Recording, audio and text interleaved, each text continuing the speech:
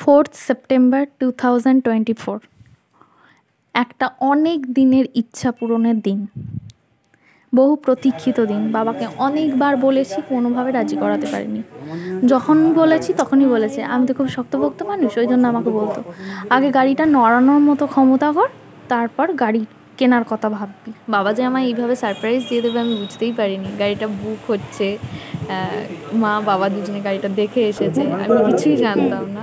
আমাকে বাবা এটা সারপ্রাইজই দিয়েছে। খুব খুব খুব খুশি হয়েছি। অনেক দিনের চাওয়ার জিনিসটা আমি আজকে পেয়েছি। তো যাই হোক, ফাংশনটা এখানে বুঝিয়ে দিচ্ছিল কোনটা দিয়ে কি হয় না হয়, জানি না তো। আর এই লাল গাড়িটাই নেওয়া হয়েছে। এই যে আগে আগে গাড়িটা যাচ্ছে দেখছো, ওটাই নেওয়া হয়েছে। আমি গিয়েছিলাম বাবার সাথে, চালিয়ে তো আনতে পারবো না, কারণ আমি তো চালাতে জানি না। পাড়ারই একটা বোন গিয়েছিল, ওরাও একটা গাড়ি নেবে দেখতে গিয়েছিল, ওই চালিয়ে নিয়ে এলো। বাবা এখন ওকে দিয়ে এলো বাড়িতে, এই নতুন গাড়িটা করেই ফিরলো।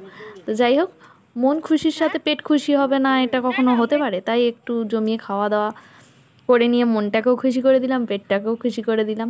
দেখছিলাম চিকেন চপ, তো বললো চিকেনের পরিমাণটা কতটা ছিল, অনেকটাই ছিল দেখলাম। তো যাই হোক, কালকে আমাদের আছে লক্ষ্মী পুজো, মা তারই সব ব্যবস্থা করছে। কাল খুব সকালবেলা পুজো করতে আসবে, তাই আজকে সব কিছু করে রেখে দিচ্ছে। আর গাড়িটা কালকে একবারে পুজো করিয়ে নেবো, তারপরই দেখা যাবে, চাপা যাবে।